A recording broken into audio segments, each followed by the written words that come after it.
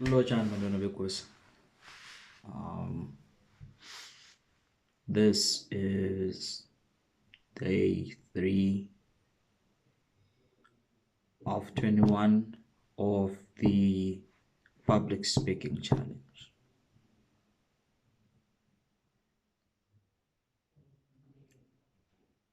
Um, so today I didn't go to the gym. It was not that I didn't feel like it. One, I think I needed some rest because I've been killing my body like since I came back. This is like week 3 and I've somewhat plateaued, and also I haven't been like eating properly. I've eaten properly, meaning I've not been eating enough. I mean, it's kind of challenging to make up your meals and studying a very demanding course and going to the gym. I think that's one of the things that's holding me back from becoming stronger. So this is week 3. I will change my ways. I might cook now for like tomorrow and Friday, maybe until Sunday. I don't know. So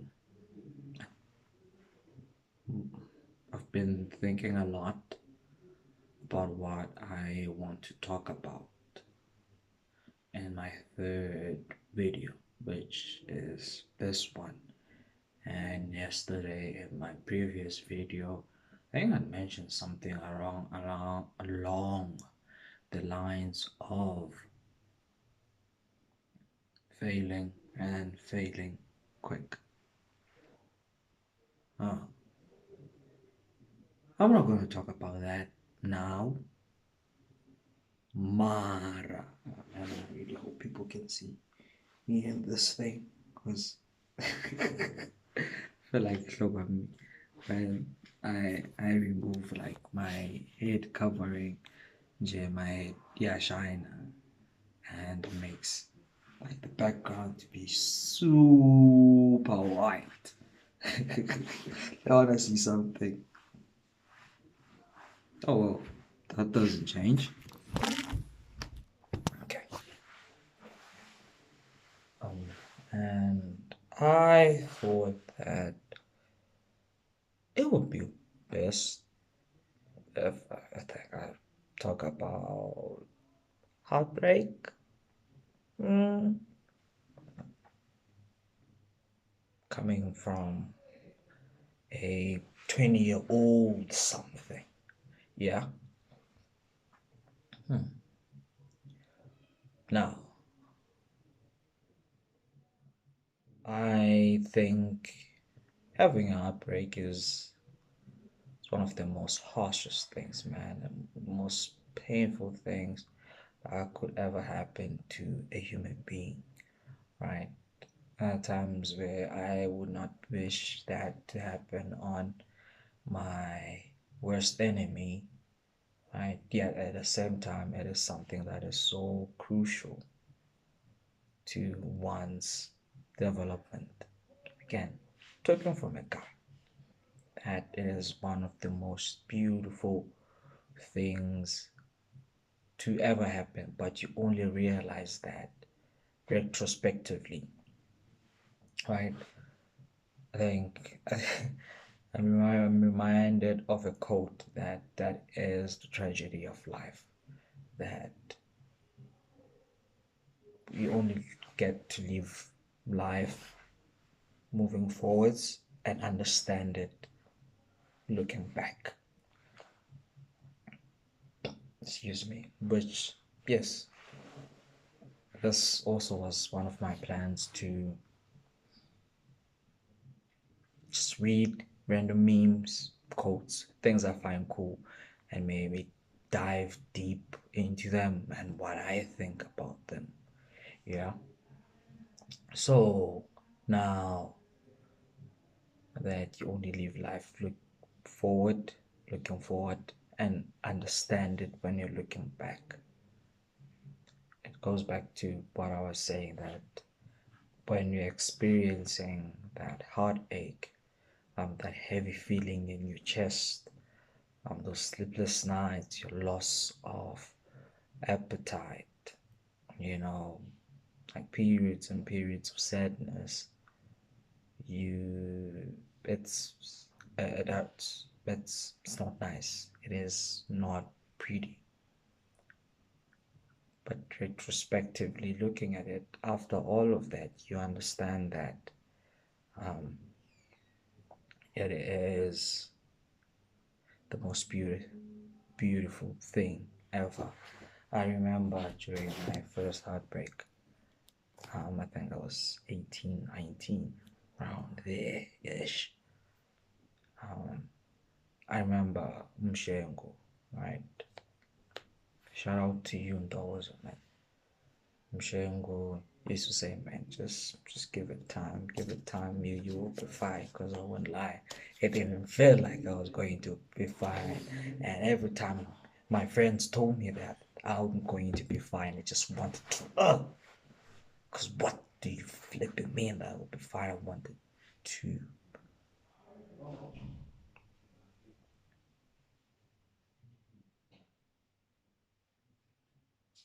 blow their heads. Yes. Whoa, whoa, pause. I just thought about it. Pause, right? But I wanted to hit them. That's what I meant. Um, yeah. And I remember there's like this poem, Khalil Gibran. Uh, First exposure to it was via the Boondocks. I used to say the Pondocs. I remember period. Again, another oak from Riz. I don't know his real name. Period. If you see this, brother, comment down your real name, dog. Uh, I know his surname is Mutsamai. Yes, it's Khalil Brown Payne. Let me read it for you.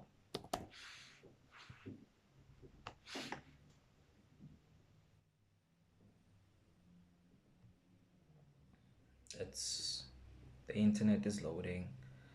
No, I do not want your cookies.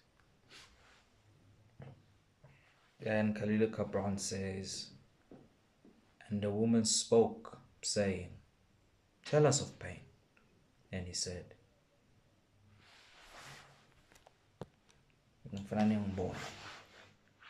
your pain is the breaking of the shell that encloses your understanding.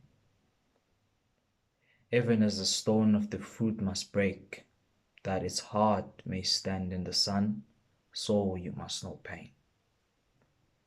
And could you keep your heart in wonder at the daily miracles of your life, your pain? Let's read it again. And and could you keep your heart in wonder at the daily miracles of your life, your pain would not seem less wondrous than your joy. And would you accept the seasons of your heart, even as you have always accepted the seasons that pass over your fields? And would you watch with serenity through the winters of your grief? Not, there's no question mark. Much of your pain is self-chosen. It is the bitter portion by which the physician within you heals your sick self. Therefore, trust the physician and drink his remedy in silence and tranquility. For his hand, though heavy and hard, is guided by the tender hand of the unseen. And the cup he brings, though it burns your lips, has been fashioned of of the clay which the potter has moistened with his own sacred tears. Huh?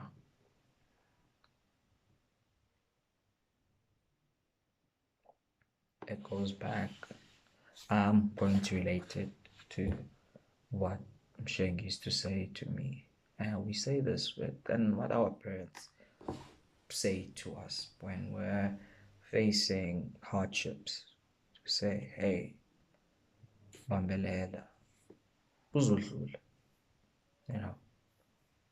And then that's what the poem says, is that everything is a season, you know. Mkhulu bayathanda ukuthi uyikendo enesikhathi sayo phasi komthunzi welanga. Everything has a season, and we must embrace those seasons. One, joy season, seasons of joy where you're happy, your heart is full. Seasons of sorrow where you're crying, your tears, your guts out. We must accept that this is a season and it shall pass. And the thing that's coming up to me now that is of a concern is that how do I embrace these seasons? More especially how we embrace like times where everything is sunshines and rainbows, right? Oh, where everything is sunshines and rainbows, because it's easy to do that because hey, everything is nice, you know. But then you must also come with the fact that hey, shit, that's my answer. It's that thing. Well, they say what do you ukuthawa kuza nokulila, you know. And again, how do I embrace those moments of sorrow, sadness, of anguish? How do I embrace them and and be in a state where I'll say, this too shall pass? I do not know. But the only thing that I know is we must keep moving forward. Thank you and have a good night, folks.